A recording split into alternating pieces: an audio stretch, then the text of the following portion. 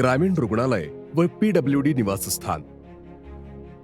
एखाद्या शहराचा विकास केवळ भव्य इमारती, रस्ते किंवा पूल उभारण्यात नसतो, तर त्या शहरातील प्रत्येक नागरिकाला वेळेत दर्जेदार आणि परिणामकारक सेवा मिळण्यात असतो.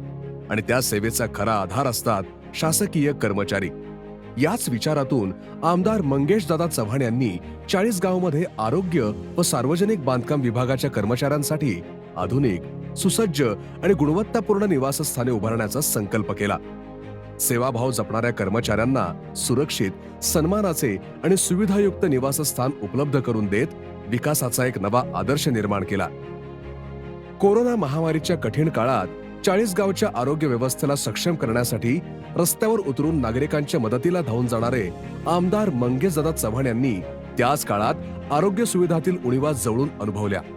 डॉक्टर, परिचारिका आणि कर्मचाऱ्यांना मुख्यालयी राहण्यासाठी दर्जेदार निवासस्थाने असणे ही काळाची गरज असल्याचे त्यांनी ओळखले आणि त्यासाठी सातत्याने पाठपुरावा केला. या प्रयत्नातून 13,22,00,000 रुपयांच्या निधीतून ग्रामीण रुग्णालय परिसरात 25 आधुनिक कर्मचारी निवासस्थाने साकारली गेली. अवघ्या 18 महिन्यात उभ्या राहिलेल्या या निवासस्थानांमध्ये निवासी वैद्यकीय अधिकारी ते चतुर्थ श्रेणी कर्मचाऱ्यांपर्यंत सर्वांचा विचार करण्यात आला आहे. प्रशस्त घरे, हवेशीर रचना, किचन, बेडरूम, पिण्याच्या पाण्याची सुविधा आणि सर्व आवश्यक सोयींनी सज्ज हा परिसर आरोग्य सेवेला नवे बळ देणारा ठरत आहे.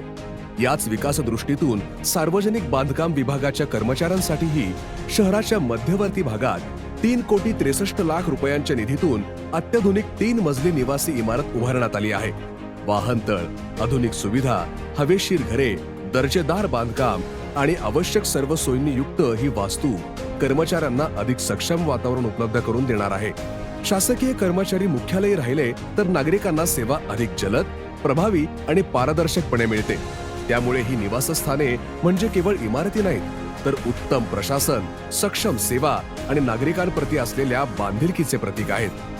आज जलसंपदा मंत्री माननीय गिरीश भाऊ महाजन, पालकमंत्री माननीय गुलाबरावजी पाटील आणि मान्यवरांच्या हस्ते या दोन्ही महत्त्वपूर्ण विकास कामांचे लोकार्पण होत आहे. हा क्षण चाळीसगावच्या विकास प्रवासातील आणखी एक ऐतिहासिक टप्पा ठरत आहे. आज या लोकार्पणातून केवळ 2 इमारती जनतेच्या सेवेत दाखल होत नाहीत, तर शासकीय कर्मचाऱ्यांना सन्मान, सेवेला नवी ताकद आणि चाळीसगावच्या विकासाला नवी दिशा मिळत आहे.